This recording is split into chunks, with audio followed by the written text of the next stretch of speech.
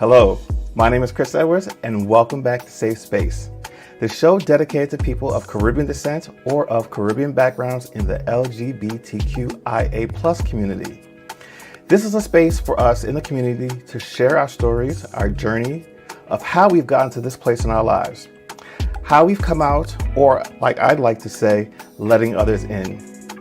Each journey is unique.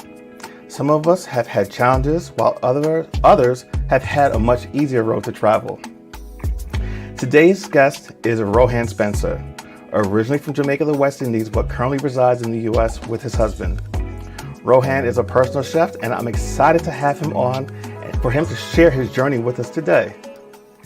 Welcome, Rohan. How you doing? Hi, I'm great. How you doing? I'm good. It's such a pleasure to have you here today. Pleasure to be here. Well, as you know, I brought you on so you could share your journey and share your story with all of our viewers today. Let's not waste any time. Let's dive right on in. As a member of the LGBTQIA+ community and someone of Jamaican descent, how's your journey been? Oh, baby. It has been a journey. It has been a journey to say the most, or yeah, to just say we had our ups, our downs, our in between.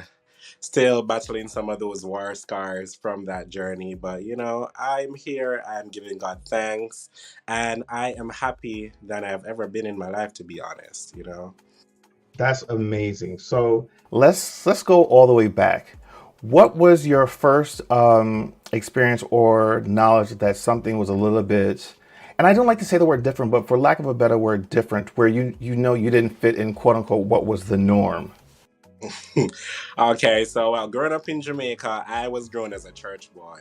In the choir, mother was married to the pastor's son, grandma was an evangelist. So, you were at church every day, basically. And just the normal thing. I would not be interested to pay at the time. I think they call it marbles. I would not be interested to pay marbles or football or anything that they would see as masculine. At that time, I could sing. So, I would be doing singing, which is not seen as the typical thing for a guy to do. So obviously, a person started to insinuate that, he's different, he's not like everyone else. Didn't have a problem going to primary school until I reached now into high school, which that was kind of the whole shebang right there. By the time I was in grade 9, I was kind of noticing that I was not like everyone else.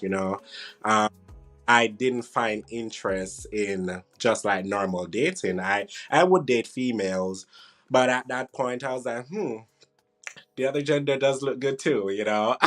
So that was the whole thing there until everything kind of came out and my life crumbled before my eyes. I was a prefect at high school. I was in cadet. I was quote unquote popular.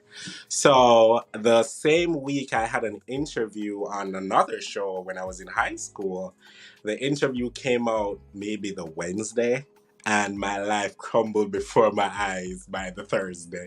It was literally just one to the next. Um, but yeah, the experience right there was just, it was an eye opener to say the most. And the funny thing is, it was just the inner circle at the time that I had was really the persons who were attacking me. Um, yeah, it was something to deal with. Like my mom had to get police officers taking me to and from school because she did not know what the reason was. Like my grandma knew because I lived with my grandma, and we kind of made a decision because my mom lived in the States. We made a decision that okay, we are gonna kind of keep this thing between both of us because my mother is a Christian, my grandma is a Christian too, but my grandma was more open. So she was. I was like, okay, I have to protect you first. That is my job. My mother, on the other hand, was more of lead by faith. And yeah, I remember when I was in school the day and it was like something on social media came out with my name and it was done by a friend, which was very hurtful at the point.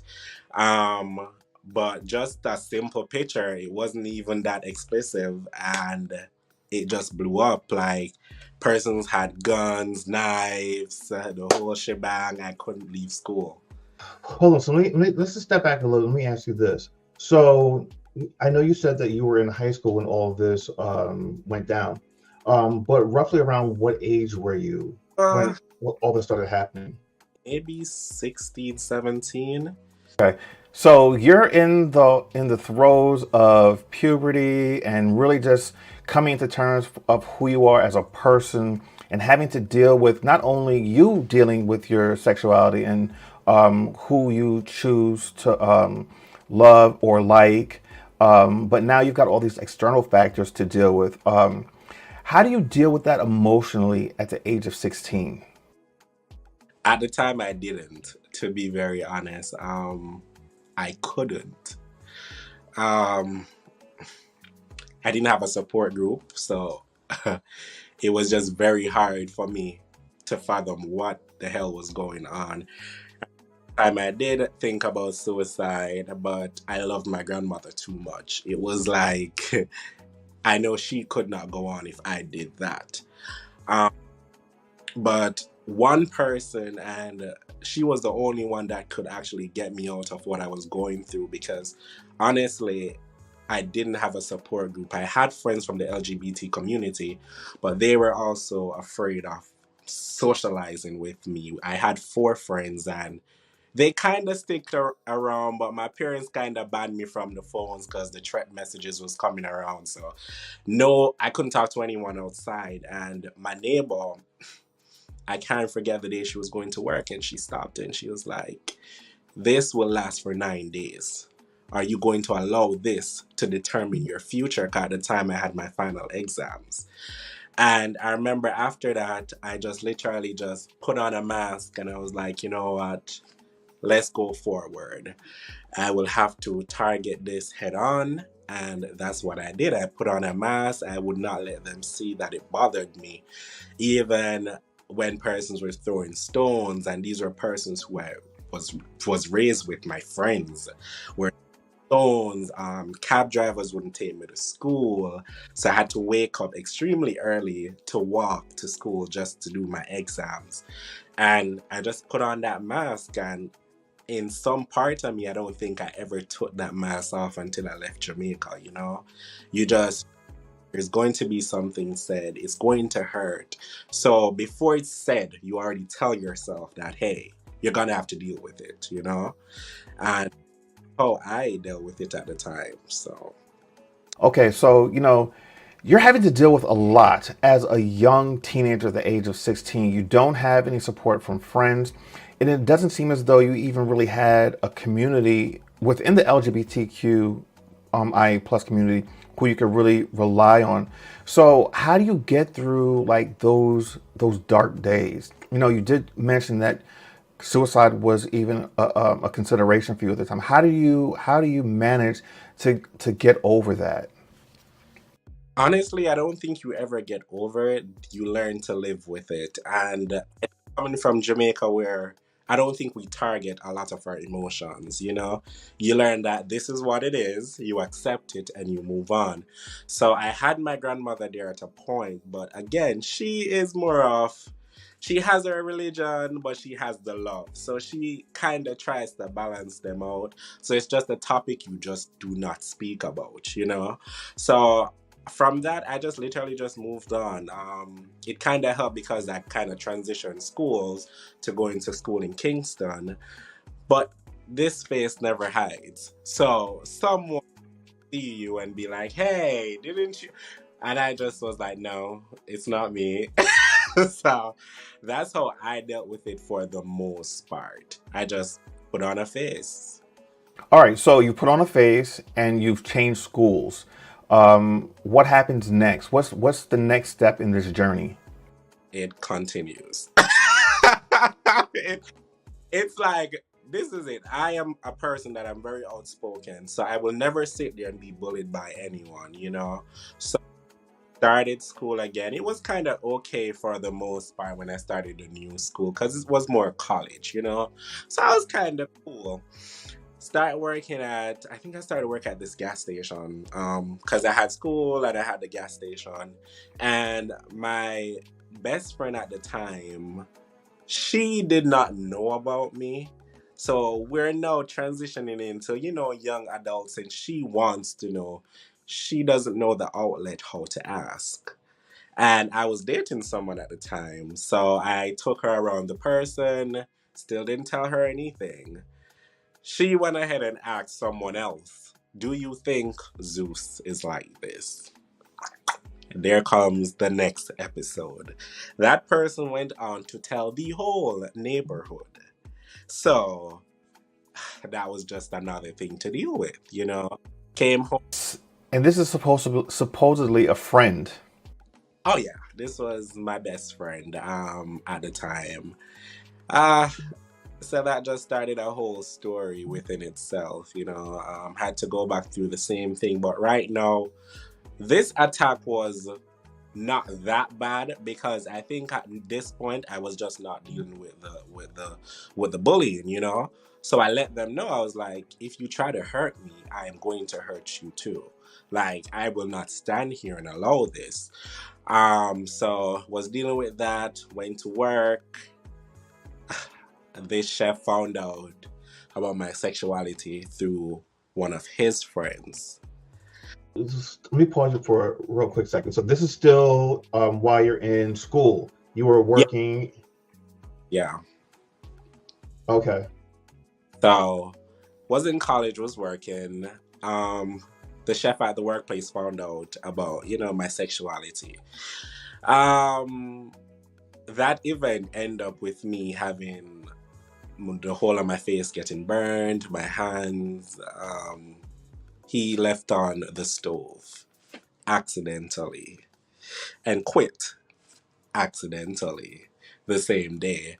Um, so I had those burns 2 days before my birthday. So it was like all my face, my hands, everything was just burnt. Um, yeah, and I had to just kind of deal with that at that point. So it is what it.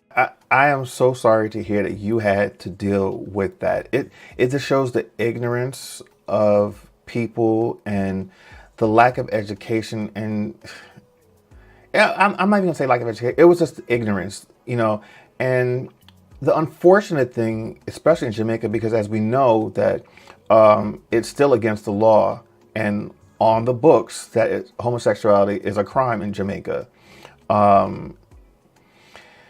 I mean, who do you at that point? Who do you turn to? Honestly, while I was in college, I kind of built my community right there. Not with even persons that I had from college, just friends that I was at a point now where I was more comfortable in myself to let in some persons. Like, I still think I have a phobia from high school days where I can't let anyone in completely. Like, you may come at 80%, but you will never come the full 100 because there's a part of me that still think you're gonna hurt me, you know? And I had one best friend, her name is Alia, like she became my rock when I was going through a lot. Like my mother found out partially. Well, she found out, my aunt told her. And honestly, I got the voice notes, you're gonna go to hell, you're gonna die, this is the highest sin of the highest. And she became my support at that time. She was the only friend that I could really open up to, and she accepted it. She told her family because I went back and forth to her visit. So she told her mom and everyone, she's like, hey, this is what it is, and he's gonna be here often. Her mom was pretty cool. And from then I just built my career. Like I started to do caterings, but with that, I can't have this stigma following me because now it's like a cloak of shame. So when I decided to go in the culinary world completely and started my company, I revamped myself into this Chef Zeus. So no one knew Rohan, they knew Chef Zeus. Then I had my girlfriend. So, with all of that, you kind of stop the rumors for a minute. I started to work for a company in Kingston, and the rumor started again. But right now, I'm more within myself. It didn't really bother me. I kind of had my inner circle. I had like maybe three friends that they were my inner pact, and I had my four from the LGBT community. So we kind of keep each other together. You have a bad day, we call each other from there. So Let me ask you this. So now you've graduated college and you've started your career and you're what, around 21, 22, 23-ish? about my 20s. Because I did my associate and that was it. I had my career started off after the associate. So I was like, okay. There's no shame in that. Um, and you've started your business. You've kind of rebranded yourself just so you can get a fresh slate and get a fresh start. So now everyone knows you as Chef Zeus. You're still in Jamaica at this point, correct? So everyone knew me as Chef Zeus. I had my girlfriend, working a good job. Everything was kind of calm at that. Me and my girlfriend broke up. She knows about my sexuality. Awesome young lady. We're still friends to this day. I started to work in corporate New Kingston. I didn't drive at that point. So, persons have whatever they want to say. I was at work one day. I have this guy. He's literally maybe my only straight friend at that point. And he was the only one willing to talk to me, honestly. Like everybody else would just, you know what they think. You're a guy, I'm a guy. They say you're gay, so they're going to think automatically. So he was my friend, and that's when it kind of hurt because now you're hearing the things persons are saying. Because he was more outspoken. I'm the one where I'll hear it, I'll let it go. He was not that person. He will go right on head on with everything.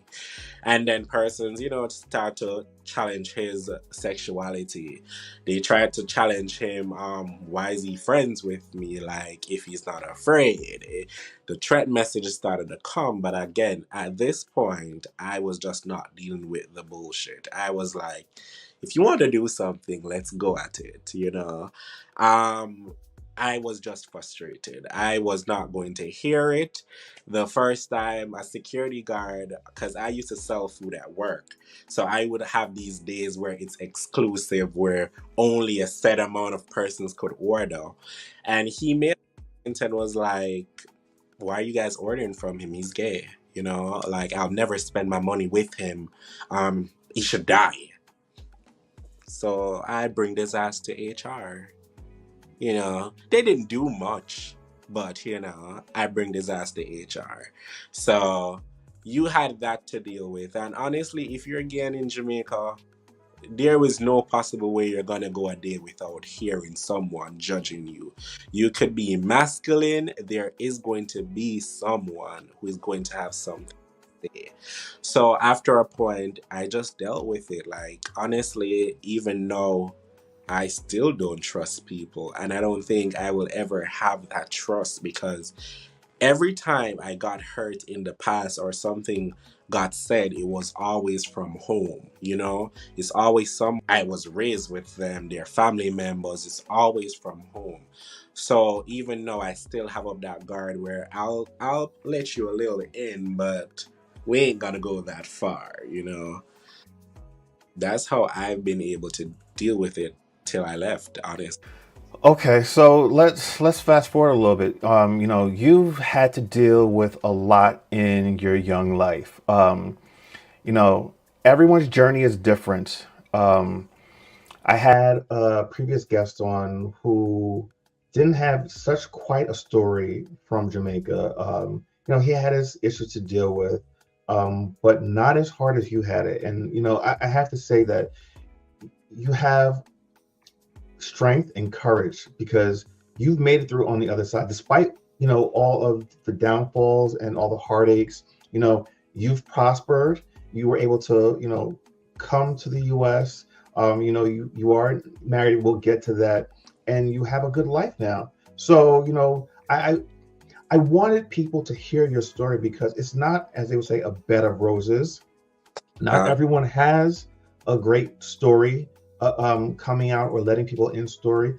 Not everyone has had an easy transition into this life. So you telling your story, I really do appreciate it. The courage that it takes to tell it publicly, especially. uh, But you've made it to the other side. What made you decide that, all right, you know what? I can't stay in Jamaica anymore. I need to move somewhere else where I could, just kind of live life and without that fear of constantly looking over my shoulder. okay, so back in Jamaica, because I had a partner when I was there, awesome guy. But it was just the limitations that you will always feel. He lives on the DL still. So I, at that point, everyone knew about me, but I rebrand myself. So it was like three friends and customers. Customers, they insinuate. They could never put a hand on it that yes, But after that point, I was just at a point where I could not live in the constant fear. Because as much as I have rebranded myself and majority of persons didn't know my story, I know where I was from, you still have that small number. And Jamaica is a small place. Everyone has a friend. And it was just that constant fear. I would be driving home because at this point I am driving. I'd be driving home and I have to take 2 to 3 roads to go home because I have to make sure no one is following me. You know, it's the constant fear of you being at work. You still have to look over your shoulders that no one is gonna hurt you. So at that point, I was like, I am not gonna do this constant thing of living. It's like you're living your life, but you're still within a box. So you think you have freedom, but you still have that fear factor of me and my friends will go out and you're like, you have to be really vigilant that no one is really coming to hurt you because the slightest insult can just uproar. The first time I've ever seen it, I was surprised. It was one comment, and by the time I could look around, there was literally like 20 people ready. And it's just that constant fear of living in it. I was like, I can't do this anymore. I am a person where, as again, I will never live with bullying. I speak out, and because I speak out, that will get me in a lot of problems at times. Yeah, that could. So I was like, no, I'm done. I'm done. My ex-partner's still there. He's still on the DL, and I think he will keep that forever, to be honest. Hmm. That's unfortunate. But how do you? All right, so you've made the decision that you have to leave. Um, how did that go? How did that come about? Like, how do you decide where you're gonna go? Because a lot of Jamaicans, the U.S. isn't the only place that a lot of Jamaicans go. They tend to go either to England or to Canada. So how did you decide on the U.S. and what was that like for you? Was here, so it was like the easiest bet. But again, it was like my mother lives here, but she doesn't know about me. So transition came here and everything. I stayed as far away from my mother as humanly possible. Like where I live right now takes maybe a 6 hour flight to see my mother. So came here, thought I had a friend in the United States. She still didn't know about my sexuality. But came here, tried to get transitioned and everything. And I remember at the time I felt the pattern aligning where you're still somewhere, but you're living in a box because of what persons think about you. I was working for a Jamaican restaurant, Jamaican owned. So I was still socializing with a lot of Jamaicans. So you're Yeah. no sense of you're still in a box. You're just still in a box. And I remembered I started to date my partner at the time. And I was just like, no, I refuse to move so far to deal with this. So I called my friend the day, took her to dinner, told her everything. She was supportive. She said, oh, I love you, Zeus. It changes nothing. You're like a brother to me. that did not last long. Wow. I told my boss at the time because we were really close. We're still close. Awesome individual. She's from Jamaica. But again, she has a husband. So it's like that two game where she has to abide by her marriage, which is fair enough. We all have our relationships. Right. But still, she cares about me because we got very close. And from there, I kind of just build my circle here. So I met this other young lady. Her name is Ashley. Awesome Well, girl. hold on one second. Let me interrupt real quick, just so we can get a timeline. When did you come to the U.S.? It was 2 years ago. Okay. And you were how old? I think I was 22. Okay. Okay. I think I was 22. A lot has happened. Yeah. Yeah. I think because I just turned 25 September. And this year makes 2 years and some months. So, I yeah. got 22, 23. Depends on what time of the year. Then who asked? Yeah. But yeah, I was about 22 at that point.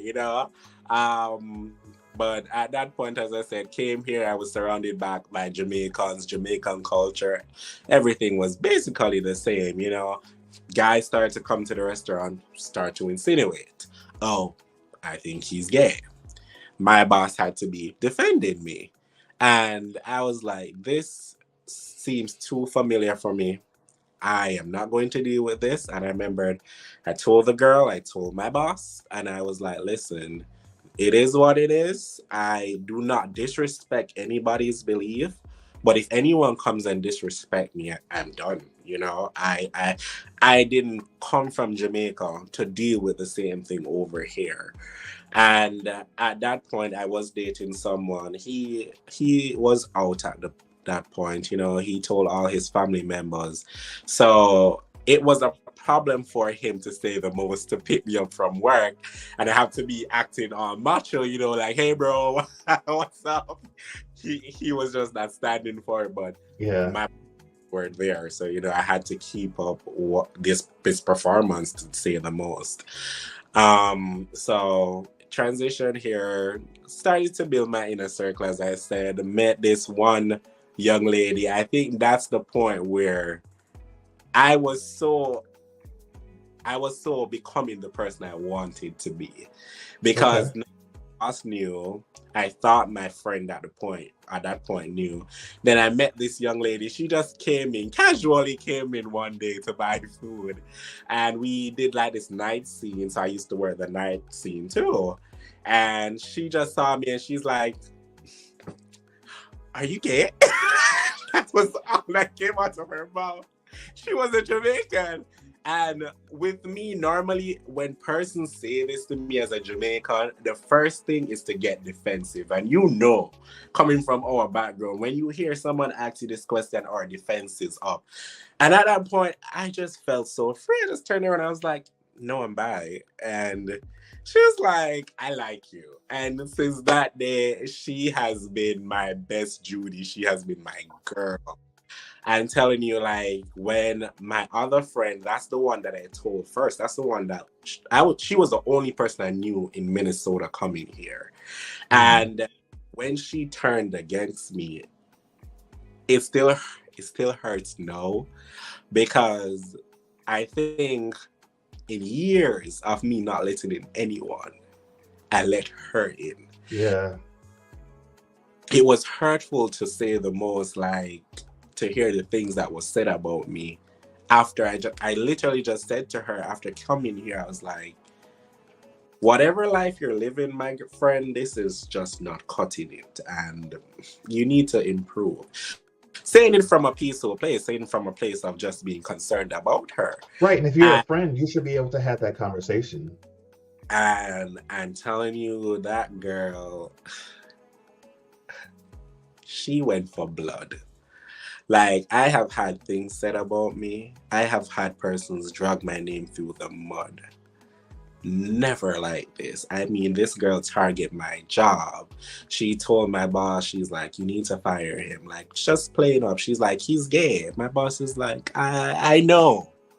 So now she noticed she couldn't get to my female boss. She called the male, because obviously, the male ego in Jamaica. So now, Mm-hmm. to all the guys which come to my workplace, and she went in. And at that point, it was kind of surprising to me, but I expected it. Because at one point, you're always having, I've heard how she talks about LGBT back in the past. And that's why I was so scared to come out to her at the first point. And yeah, she did her worst. Believe me, I am telling you, she contacted ex females that I was with before. She went in. At that point, I did what was just natural to me. I went within my shell. I assessed the situation and then I moved on. And that's why at that point I knew that I kind of had the right inner circle now, because I could call Ashley, I could call my best friends. They were very much there to keep me grounded at the point. Um, I'm an introvert at heart. A lot of people will not expect that, but I'm an introvert at heart. So, like, for the first 24 hours, I was at a hotel.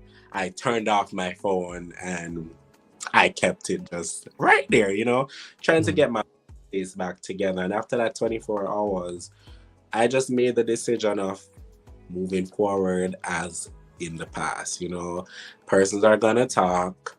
I made up my mind that I was not doing this with this whole Jamaican group again. So the person she told, it was very much not a big problem for me. I'm like, well, you guys are Jamaican. I know your view already. Have a great day. That was very much what I thought. But some surprised me. Like three out of the pack surprised me and was like, Zeus, live your life. You didn't come so far to kind of live what persons expect of you. The male ego did what I expected, of course, kind of trying to tell their wives, because it was like a group of married people. Everyone was married. So they're trying to tell their wife, we can't associate with Zeus. Right. At the point, I was a guy coming to all the cookouts and everything. So it was hurtful. The funny thing about it, she hurt me the most, but I can't find it within myself to hate her. And Let me I tell you think that's something. That's amazing. That is amazing, and that's a testament to who you are as a human being and just a loving person. Now, you've been through a tremendous amount of hurt, disrespect, and people that you trusted turn against you. I want to turn to something more positive because you're recently married, and I'm so happy for you. And I want you to let's finish this talk on a more positive note. Talk about your relationship with your husband, how you guys met, and how all the things from your past has influenced your current relationship. um yeah, my husband. I can't let him know how much I love him. So, as I tell him every day, I said I'm a bad one. I am that boy. But honestly, he asks me the question every day, what I do to deserve you. I don't know what I did right for you to love me, honestly. And it was just that he was there when I was going through this transition of living here. I met him maybe 2 to 3 months after living friends, because he was in his relationship. I was here.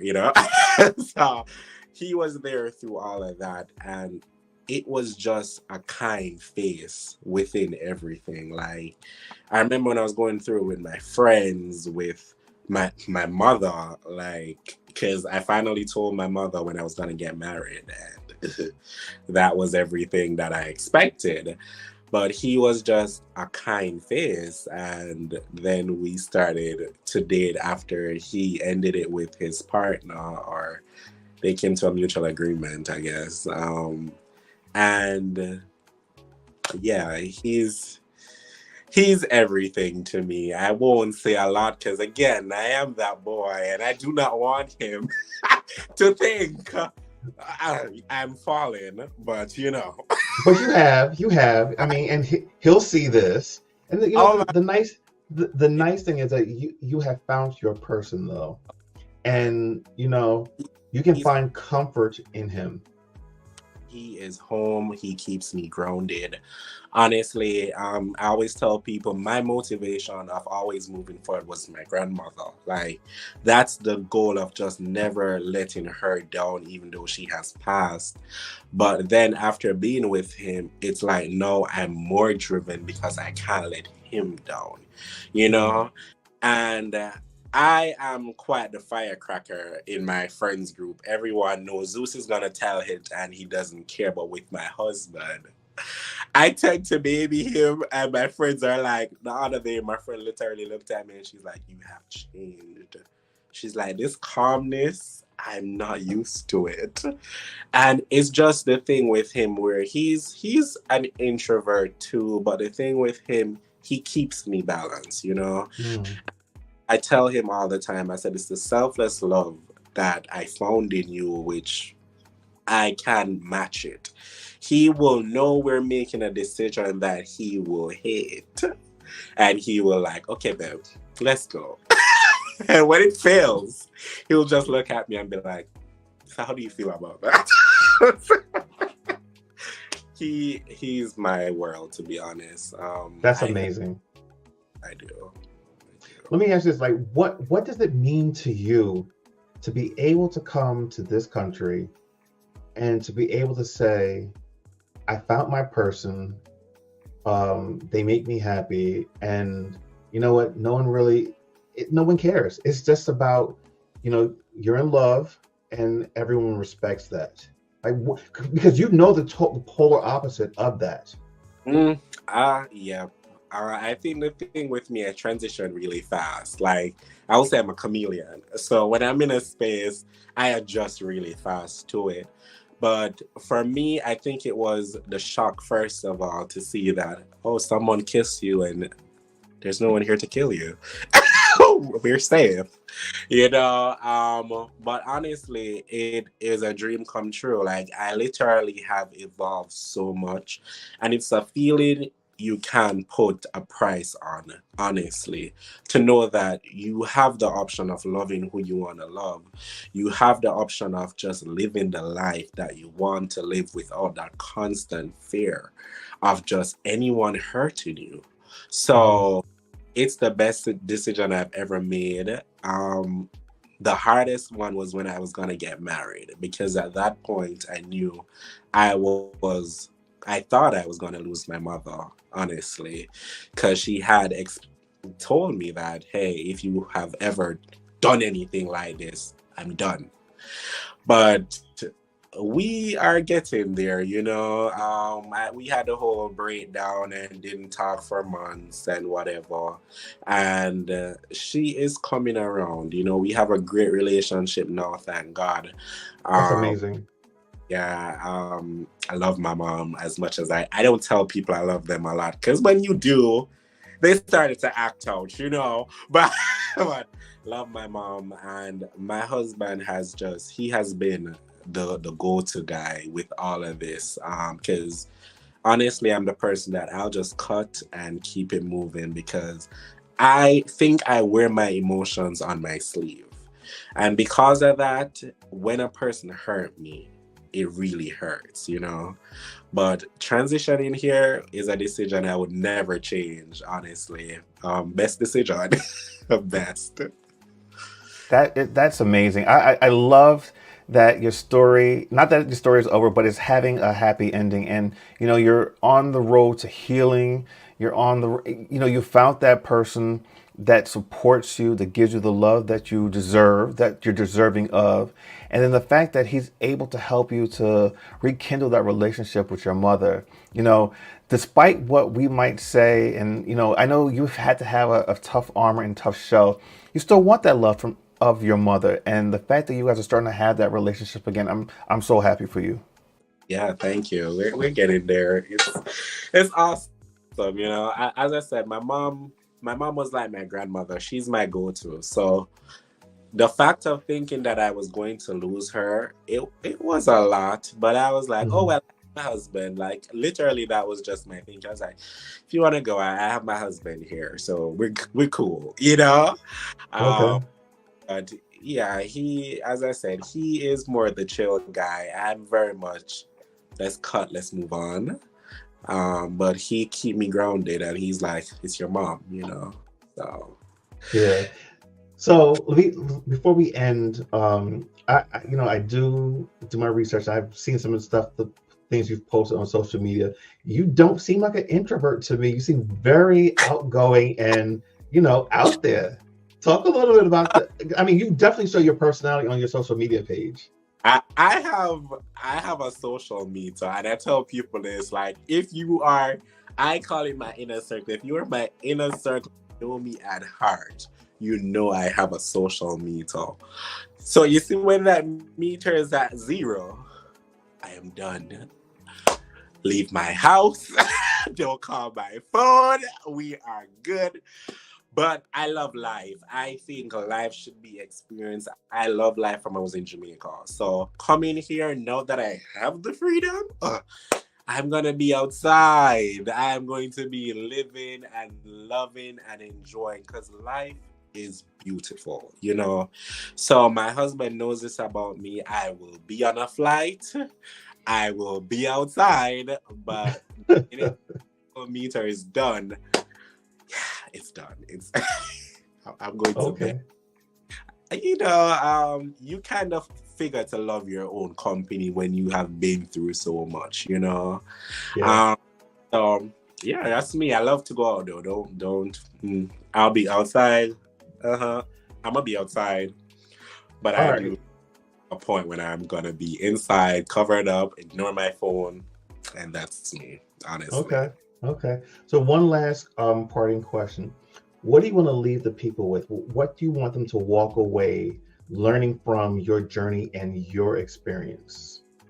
So there was a saying I picked up way back in the past, and it's in the land of the blind, the one-eyed man is king. And for me, it has been something that keeps me grounded because when everybody else is seeing one picture, you have to remind yourself of who you are and what's the bigger picture for you. So, with that being said, live your life to the fullest, make decisions for you. Because I always tell people at the end of our lives, you will have to look back on your life and best believe those regrets that you have there about what you did not do, because what people will think, they won't be that big at that point. So listen, live life, laugh, love the people that loves you, and come to a realization that if a person have a view of you and you can't change that view, that's okay. That's okay. Once you look in the mirror, you love you. You give yourself the support that you give. Every day I tell myself, I am enough. I deserve everything and more. So with thinking that life is beautiful, live, laugh, make a make fun of yourself. Like honestly, it's not that big of a deal. I love it. I love it. I love it. Yes, you are enough. You are enough. Um, Zeus, Rohan, thank you so much for sharing your story with all of us today. This is amazing. Like I said in the very beginning, we all have a journey and a path that we've journeyed to get to this point, and everyone's journey is different. It's unfortunate that you had to go through all of what you went through, but you know what? It's made you a stronger person. It has allowed you to come to the other side and just live your best life now. And I think you have an even deeper appreciation for the life that you have and the life that you will have. Yeah. So thank you so much for joining us. And I want to see you guys here back next week for Safe Space. Have a good one, everybody. Goodbye.